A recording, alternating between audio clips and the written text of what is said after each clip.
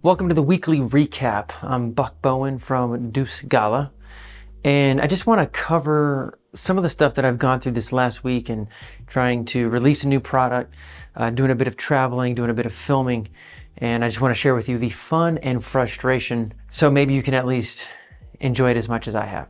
Okay, first up. So on the surface, what it looks like I do is I create and or produce magic tricks that magicians use in their shows and their performances.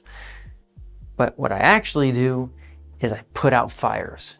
For example, just released a new product, and about a month or so ago, I get a message from the product packaging manufacturer, and he says this.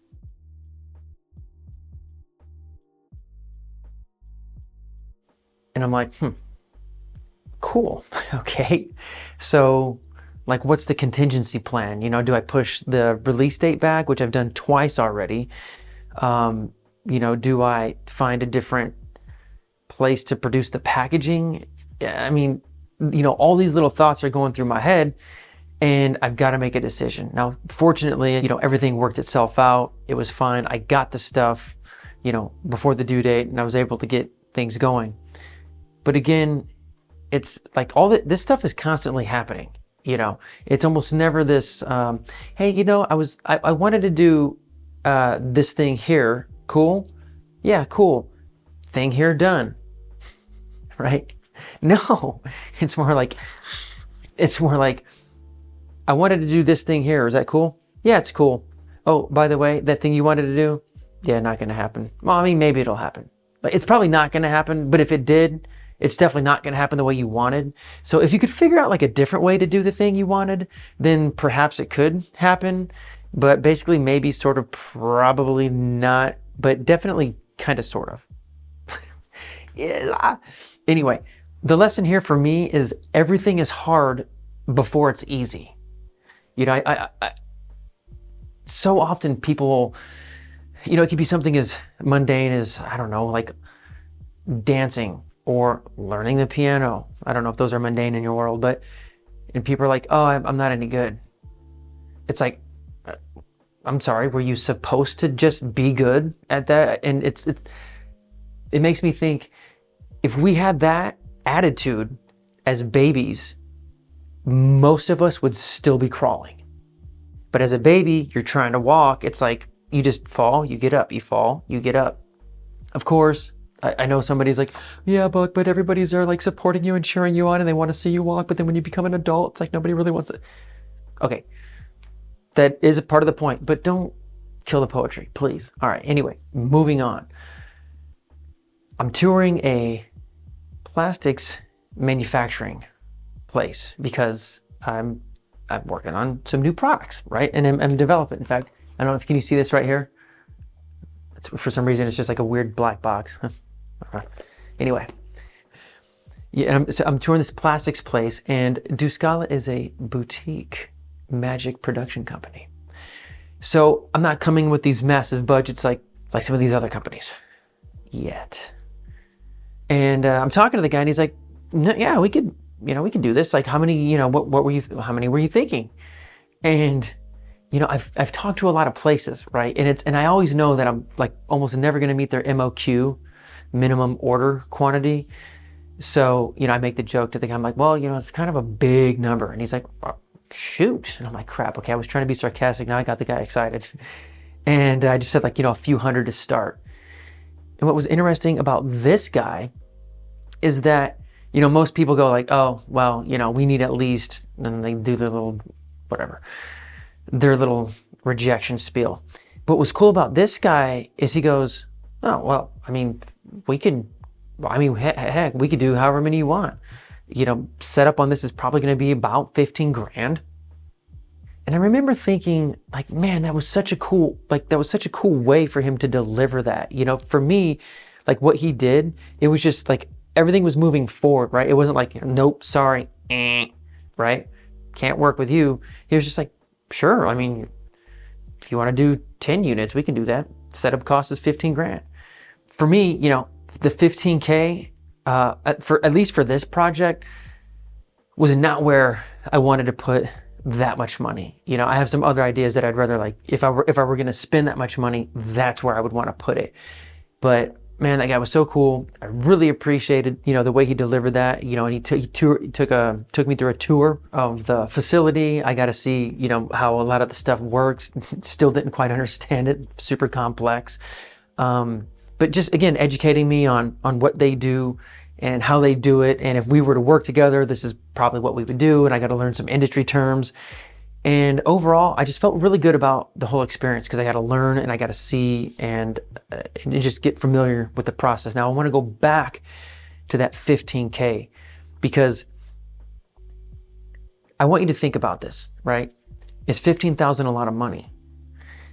There are people who are instantly going to say, yeah, I don't know if they'd say it like that. And there's going to be people who are going to be like, dude, I wouldn't get out of bed for less than 15K. So what I think about is, imagine if you had, you know, 1,500 people waiting to spend $10 on a product. How much is that 15K at that point? It doesn't sound like a lot to me, right? It's a done deal.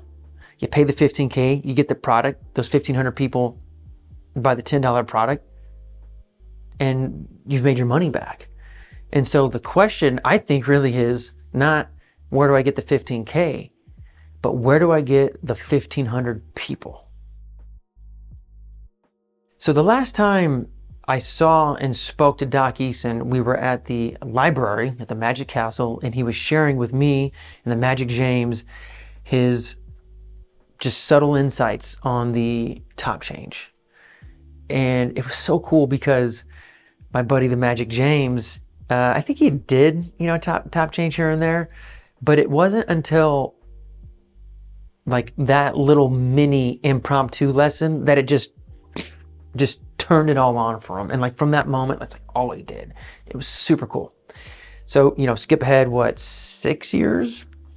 And I'm at this private lecture for Doc Eason, open to the public. And you know, he of course, you know, he demoed, you know, I don't know, a handful of the, you know, routines, effects, tricks, whatever. But like that, to me, that wasn't, I mean, it was cool, but for me, the exciting stuff had nothing to do with tricks. It had to do with connecting with people and, you know, how to create that bond and relate to your audience. I think, okay, what's the quote he said? I'll put it on the screen here, but it was something like, you know, it's never about the trick. And to me, I think one of the biggest takeaways of his lecture was when he talked about remembering names. And this is something that I can totally relate with because, as Dale Carnegie said, you know, the most important sound to anybody in any language is their name. And I've noticed that when you remember somebody's name, it creates this like instant, like, oh, like, you know, he remembers my name. It's like they feel special, or they feel like, oh, this guy gives a crap. And it's just such, to me, it's easy, right? And people are always like, oh, I'm not good with names. I'm good with faces. It's like, yeah, dude, everybody is, you know, except for the people that have that condition that starts with a P. But you get what I'm saying, right? It's like, dude, shut up. Okay, just shut up. I always tell people, you know, the first rule of remembering names is to give a shit. And, you know, for me, the reason to give a crap is just seeing like just how profound that little thing can be. You know, when you see somebody light up, like, oh, you know, it's like they instantly become more interested. It's fascinating. And, you know, he shared some techniques on how to do that. I think Harry Lorraine is actually an excellent source on this too. I mean, the guy made like 4,972 books, you know, and they all go over, you know, some aspect of remembering, whether it's, you know, the PEG system or some sort of mnemonic. So definitely check that out. I mean, there's tons of stuff for free, but just start trying to remember people's names. And by the way, I keep a document in my phone, you know, so whether it's, you know, a restaurant I go to, or, you know, somebody at the store, you know, anybody who I know I'm going to, you know, come into some sort of frequent contact with, even if it's only like once a month or only once every few months. You know, if I'm performing at a gig, I'll, you know, anybody that I meet there, I'll put the name down and a little note to remind me of who they were, because I might get booked again, you know, and that is just a backup, right? Just in case. So, you know, have the backup, write down the names, but then, you know, use those mnemonics or PEG system or the memory palace to get your brain hole going and start remembering names, because it's like, it costs you basically nothing and it just has such a huge impact. Okay, Doc Eason lecture, super cool. Couple quick things you may not have known, because I didn't. Doc Eason got into magic when he was 30. That's wild. And like, it was from the stories that I've heard, it was basically by accident. And but you can read about all that in his book, Cocktails and Doctails. Also, he gets his name, or he got the name Doc, because he used to work at, or he used to run a health store. This is back up in, I believe, the Bay Area, somewhere in like northern, but not northern California, like kind of mid California. Anyway, don't get me started. I guess you already did. Well, I guess you didn't. I did. Well, then I'll stop myself. Okay, all right, moving on. Next thing. How do you yell without raising your voice? Well, now what I mean here is, it's like, how do you get attention without being annoying? So running a magic company, I have products that I'm selling. I also have stuff that I give away for free. I'm also a freaking goofball, and so I make content and try to entertain people. And, you know, like for example, when I was gonna release this new product, it's like, I wanna let people know, but I don't wanna just flood their inbox, because being who I am, and I understand that, or at least I've been told, you know, in the scenario that I'm about to bring up, maybe I'm a little bit special, but I don't want to flood people's inboxes. And by that, I mean like send more than one email in a week. I know it's ridiculous, because there are magic companies who sometimes send 2 emails a day.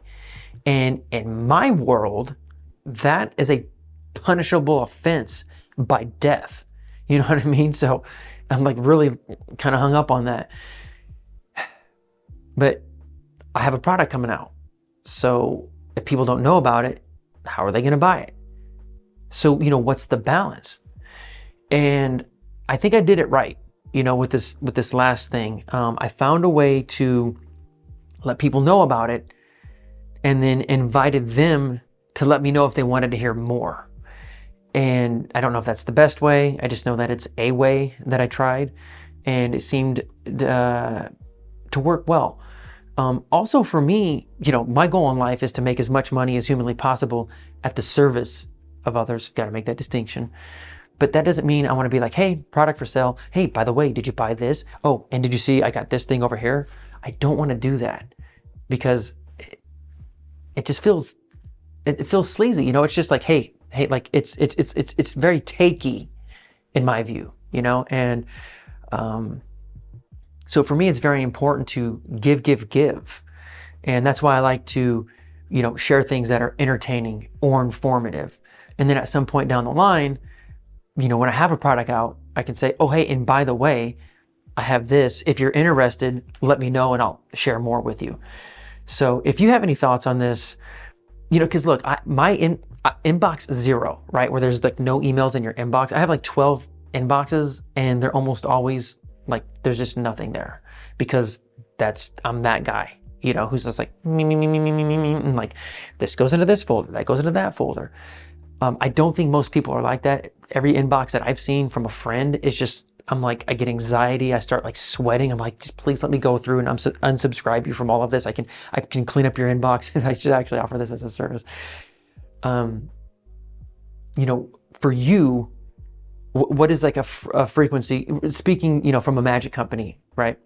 Because maybe you'd prefer to get emails all the time from Del Taco, because duh. You know, what is like a good frequency look like for you? You know, what do you like to see? What do you not like to see? And also, have you achieved inbox 0? Okay, next. Let's take a quick commercial break. I'm just kidding, there's no commercial. But I recently had the opportunity to film a variety show. Had a little bit of magic, had some singing, had a little bit of burlesque. And, well, I mean, if you don't know, so like video production is one of the main things that I do. And so this video, I'm really proud of it. The show was great. And I think the video that I filmed and edited really like captures that. And so I want to share that with you now. So I'm going to play that. It's like 48 seconds maybe. So let's check that out real quick and then I'll come back and we'll wrap this up. All right, here we go.